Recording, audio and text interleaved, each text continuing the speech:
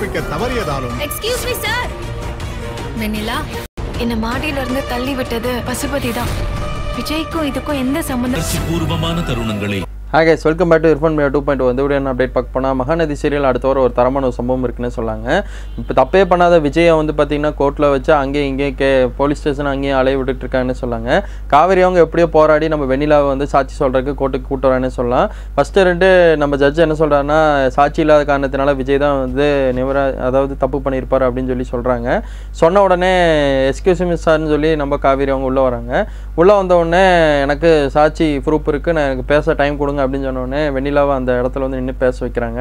என்னை தள்ளி விட்டது வந்து இவரெல்லாம் கிடையாது, விஜய் கிடையாது, இவர் தான் பசுபதி தான் தள்ளி விட்டார் அப்படின்னு சொல்லி உண்மையை சொல்லிடுறாங்க. இப்போ விஜய் வந்து இதில் தப்பே பண்ணுறதில்ல அப்படின்னு சொல்லி அவங்கள விடுவிக்கிறாங்கன்னு சொல்லாங்க.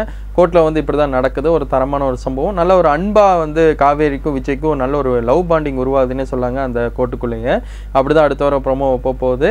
எப்படியே தெரிஞ்சிருச்சு. இனி அடுத்தது நம்ம பசுபதி தான் வந்து காவல்துறை கண்காணிப்பில் வைக்க போகிறாங்களா இல்லை ஜெயிலுக்கு கூட்டு போகிறாங்களா, என்ன விஷயம் நடக்க போகுது, இல்லை காவேரி இதில் வந்து போட்டு கொடுத்துருக்காங்க நம்ம வெண்ணிலாவை காப்பாற்றி என்ன நடக்க போகுதுன்னு அடுத்த வாரம் பொறுத்திருந்து பார்க்கலாம். நீங்கள் மகாநதி சீரியல் பார்க்குறக்கு ஆர்வமாக இருந்தீங்கன்னா லைக் பண்ணுங்கள், ஷேர் பண்ணுங்கள், கமெண்ட் பண்ணுங்கள், ஃப்ரெண்ட்ஸுக்கு அதிகமாக ஷேர் பண்ணி விடுங்க. தேங்க்ஸ் ஃபார் வாட்சிங் கைஸ். Bye viewers.